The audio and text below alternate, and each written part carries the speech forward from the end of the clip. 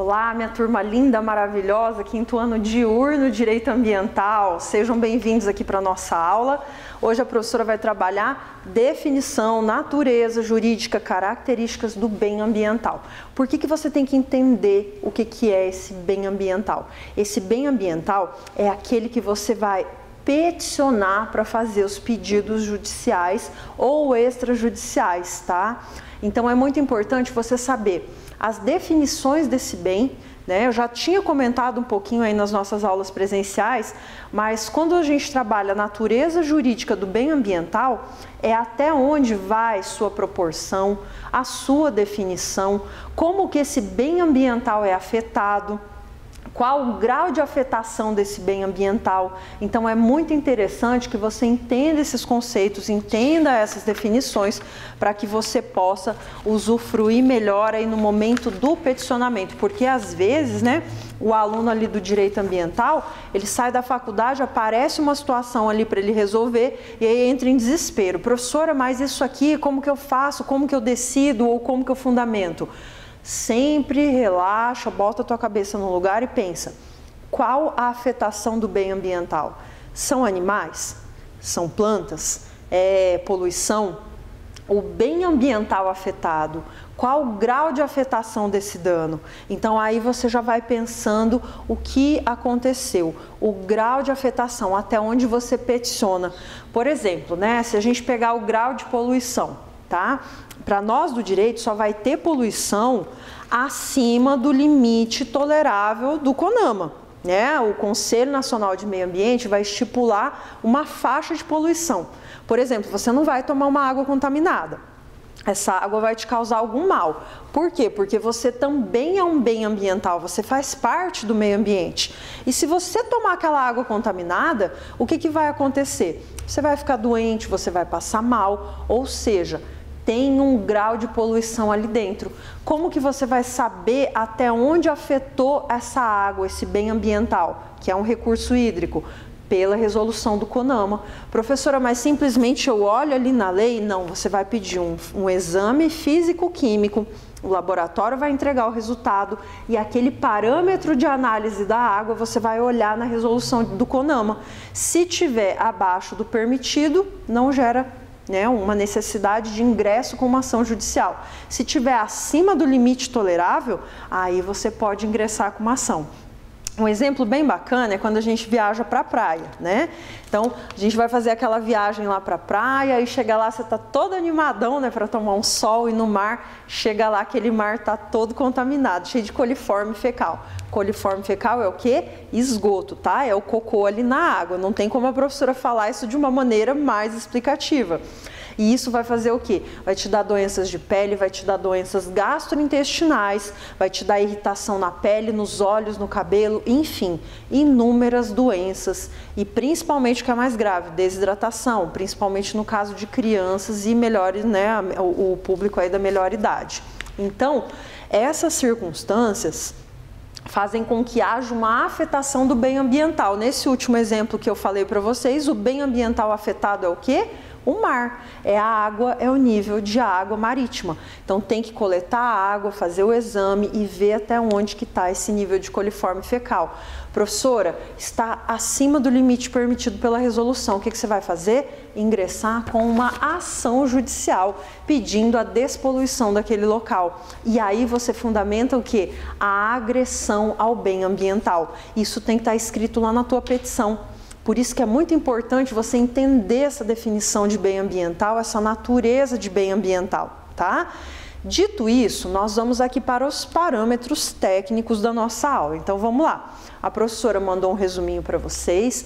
Vocês também têm o livro, vai começar lá na página 73, vai até a página 88, tá?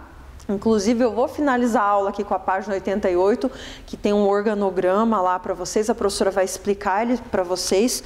O livro do direito ambiental, que vocês sabem que a gente está usando é esse aqui, então eu quero que vocês entrem na biblioteca virtual da Saraiva, porque vocês têm esse livro aqui do Pedro Lenza lá, esquematizado, do Marcelo Abelha. Então vocês vão baixar esse livro ou vão abrir ele ali na biblioteca virtual. Qual página começa, professora? 73. Qual página termina essa aula 2? 88, tá bom? Então, não tem segredo, vocês têm todo o material disponível, mais o resumo que a professora mandou para vocês. Fechou? Vamos lá. Então, o direito ambiental, primeira coisa, quando eu falo de bem jurídico ambiental, ele é um bem jurídico que? Coletivo. Anota no teu caderno. Que tipo de bem ambiental é designado pela Constituição? É um bem coletivo. Escrevam isso, cai direto no exame da ordem essa definição. Se ele é um bem público, privado, individual, coletivo, ele é o quê? Coletivo. Grava, escreve, anota, tá bom? Anotei isso, professora? Beleza. Qual é a definição que vai ter aqui do bem ambiental? Aonde está na lei? A lei maior, a Constituição Federal, artigo 225. É lá no artigo 225 que vai estar a definição dos bens ambientais e vai justamente tratar para toda a coletividade, tá?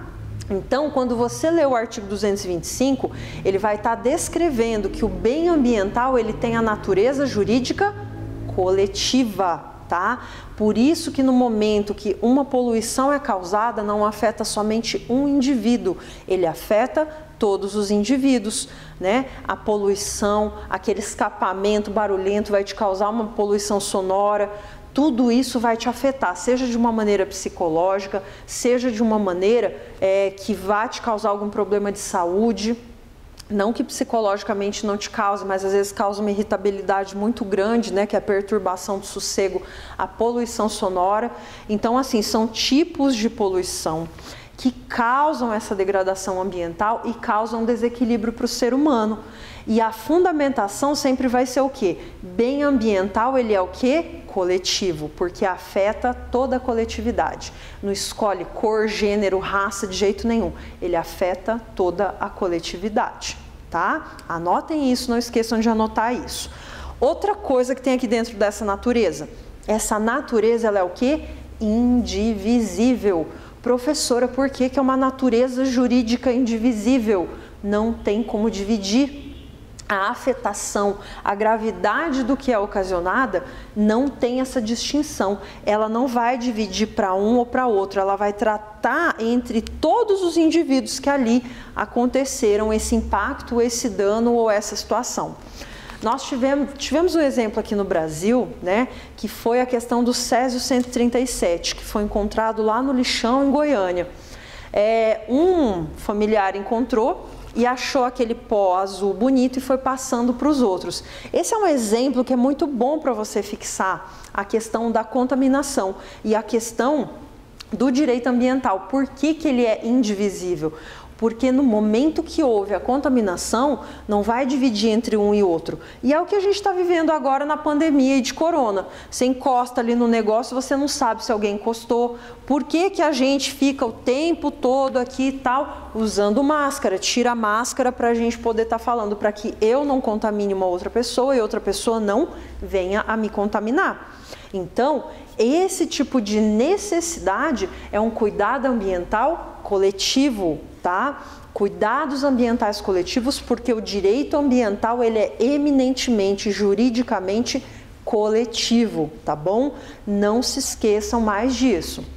Outra coisa, ele trata de que direitos transindividuais. Nossa, professora, mas se cair isso lá no exame da ordem, se cair, se é direito transindividual, se é direito coletivo e também, no caso aqui, né, vai ter uma natureza indivisível, posso assinalar? Pode, porque está corretíssimo.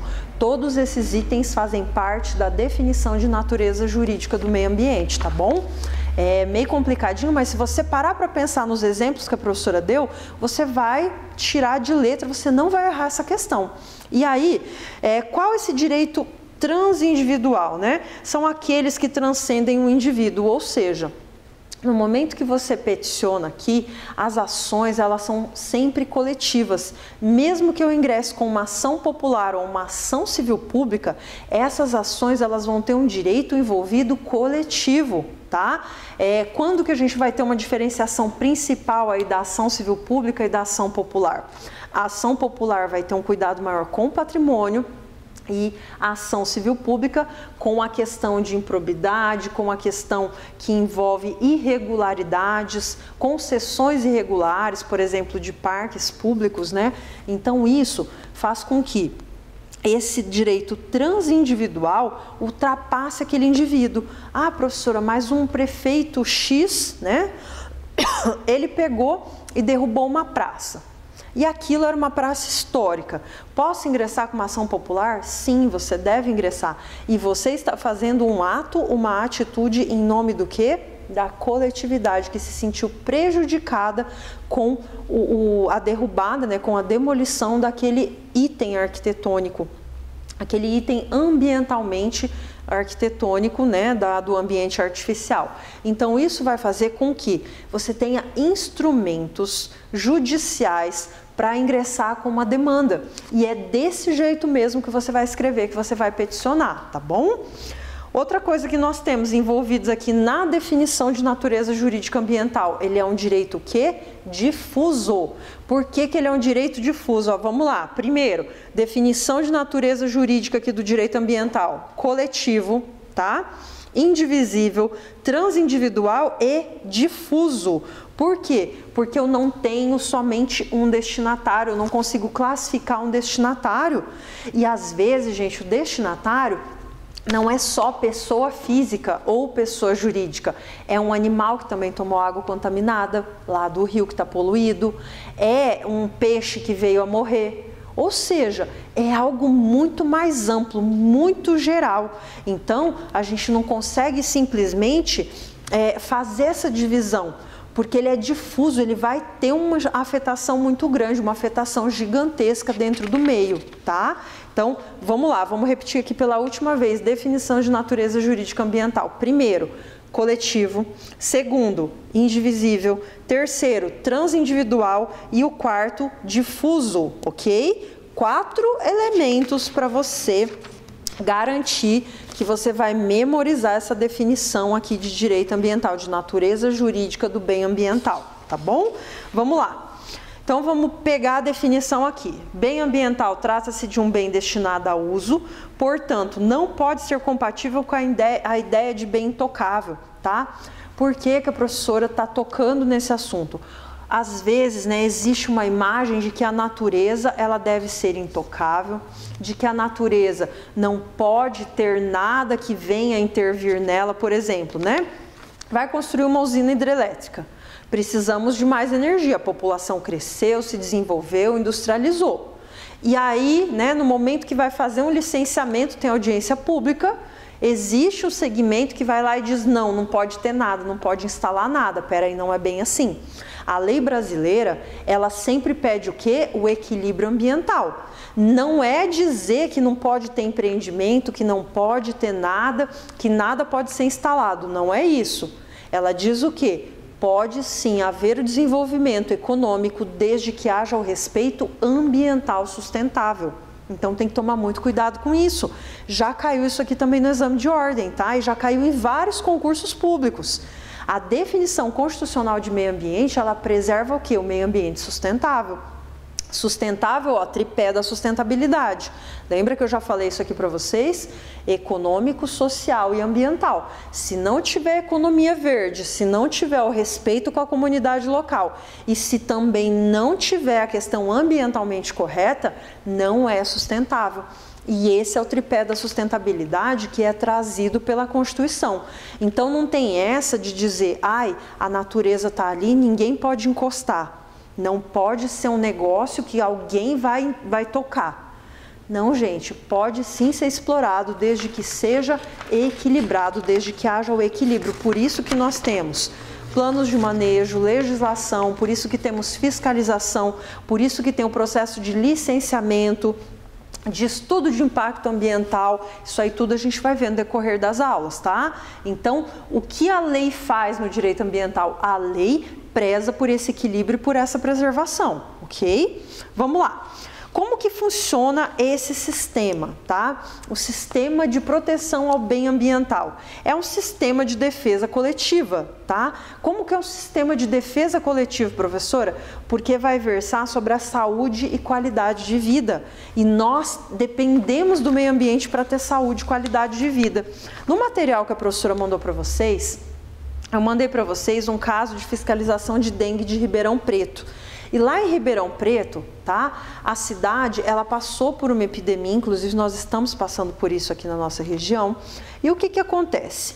A fiscalização vai fazer o quê? Eu tenho um direito administrativo, uma implementação de preceito administrativo que eu vou fazer o quê? Um poder, tá? Disciplinar. Esse poder vai disciplinar as normas municipais para que aquele terreno, para que aquele local que está com mato, para que está com lixo, que está sendo, né, um reservatório procriatório de Aedes aegypti, vai fazer o quê? Que você possa aplicar uma situação coercitiva, ou seja, o prefeito outorga via um manifesto, né, e aí no caso o manifesto ambiental aí do poder público vai ter um poder coercitivo, porque no momento que o fiscal vai lá, multa, faz a limpeza do terreno, por exemplo, ele vai fazer o quê? Eu faço a limpeza, mas eu cobro lá no teu IPTU.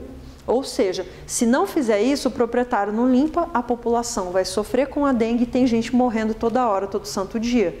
Ou seja, as ações ambientais também servem para isso, para proteger e buscar o equilíbrio dessa sadia qualidade de vida. Então, nesse momento, trata-se de um instrumento de defesa coletiva. Existem inúmeros outros exemplos. Eu citei o da dengue porque o da dengue, ele é bem simples, ele é fácil da gente memorizar, porque são ações administrativas advindas do poder público com cunho coercitivo, tá? Mas que versam pelo cuidado da população. Tá bom? Agora a gente vai para o último item. Eu quero que vocês peguem a página 88 do livro, tá? Essa página 88 vai trazer as características e a natureza jurídica do bem ambiental. Primeira característica que vai ter é um bem público. Professora, mas se for uma RPPN, uma reserva natural de propriedade privada, tá? Depois vocês vão pesquisar o que é uma RPPN, a gente vai ter aula disso, mas por enquanto pesquisa lá para você ver. É uma reserva, tá? Ecológica de propriedade particular. Eu tenho uma fazenda e eu falo assim, ó, eu quero fazer uma RPPN. Essa reserva é de floresta. Só que eu vou outorgar isso ao governo com cuidado de reserva privada, mas que vai fazer o quê? Alimentar o sistema de oxigenação de animais, de águas, para todo o ecossistema local. Então, mesmo sendo com titularidade privada, esse bem ambiental natural, ele é o quê? Coletivo, tá bom? Ele é público, ok? Segundo item que a gente vai ter ali naquele quadrinho lá do livro, titulares indetermináveis, porque pertence a quem? Ao povo. Eu não tenho um titular específico, qualquer pessoa do povo, tá? Cuidado, se você for fazer a ação popular ela preza, ela solicita, ela requisita que essa pessoa do povo seja o quê? Um cidadão. Então você peticiona aqui utilizando o quê? Título de eleitor da pessoa. Se não tiver com título regular, ele não está com os direitos de cidadão. Então, cuidado com isso, tá? E tem o quesito da indivisibilidade. A indivisibilidade é aquele exemplo que eu gosto de trabalhar com vocês do ar, por exemplo. Eu não vou dividir o meu bloco de ar, eu vou respirar um ar coletivo. Então, ele tem a natureza o quê? Indivisível. É um bem difuso, tá? Relevante para a sociedade, o indivíduo não pode dispor ou afetar a coletividade. Indivisíveis em relação aos titulares. Então, não pode ter uma afetação. Esse bem é difuso. Se houver uma afetação, ela vai ser ampla, tá? Temos também a definição aqui de ubiquidade, ou seja, existe em todos os lugares, pessoas ou coisas, tudo existe meio ambiente. Do trabalho, cultural, artificial, que é a cidade, agrário, rural, tudo. E tudo vai envolver o meio ambiente, desde o ar que você respira até a doença que você adquire, tudo. Tudo envolve o meio ambiente. Instabilidade são ciclos de relações ambientais equilibradas. Gente, se não tiver essa instabilidade, você perde o equilíbrio ecológico ambiental. Essencialidade. Essencial para o quê? A sadia qualidade de vida. Eu não posso ter um desequilíbrio porque ele vai afetar o quê? A qualidade, a própria qualidade de vida saudável. Então isso é muito grave. Outra definição que a gente tem é a reflexibilidade. Nossa, professora, que nome complicado. Reflexibilidade, anotem aí. É a consciência ambiental, é fazer a pessoa refletir. O que você está fazendo aqui no universo? Criatura de Deus, né? O que você está fazendo que você não separa teu lixo? O que você está fazendo que você joga, a hora que você está viajando, você joga ali qualquer lixo, qualquer resíduo fora do carro? O que você faz a hora que passa um coletor e você vira a cara ou você menospreza? Isso não é consciência ambiental, é refletir sobre a consciência ambiental com o próximo, com aquele que coleta o teu resíduo, com aquele que faz todo o serviço que você deveria fazer e não faz, né? Um exemplo muito bom disso é o Japão. A criança entra na sala de aula, já tira os calçados, eles mesmos limpam os estádios na hora que termina o jogo. Então são coisas que nós poderíamos refletir e tentar adotar, né? Perenidade. Perenidade porque o bem ambiental ele pode ter perdas irreparáveis. Por isso que a lei de crimes ambientais ela é tão severa, chega a triplicar a pena. Porque se você dá a estilingada lá num passarinho e mata ele, era uma espécie exótica, nunca mais vai voltar. Você conseguiu, criatura, exterminar aquela raça, aquele animal, aquela biodiversidade. Então, além de ser reflexivo, né, você vai ter o parâmetro aqui de perenidade. E a lei ela é bem rígida nesse sentido, tá? Incognoscibilidade, o que é essa definição, professora? É porque é algo único, é algo particular. O meio ambiente ele é diferente de outras matérias do direito, por quê? Porque o meio ambiente ele precisa de um cuidado maior para manusear. O tipo de petição é diferente, você não vai peticionar de maneira nenhuma que sozinho, você precisa de um outro técnico que envolva esse conhecimento, porque, professora, mas eu sou da biologia e faço direito. Mas às vezes é uma qualidade da terra que você vai precisar o quê? De um engenheiro agrônomo, porque vai além da tua competência de biólogo e além da tua competência de jurista, de advogado, de juiz, de promotor. Então, nesse sentido, você precisa de desafios técnicos, é algo muito específico, tá? Então, nesse sentido, eu quero que vocês peguem aí a página 88, façam a leitura, voltem à aula se necessário, façam essas anotações, tá bom? O professor está enviando as atividades para vocês, façam essas atividades com muito carinho, tá? Deixo aqui o meu abraço. Fiquem tranquilos, a gente está se dedicando aí para que essa quarentena seja o melhor possível. Nos encontramos aí na aula ao vivo todas as segundas, 9h30 da manhã. Um abraço.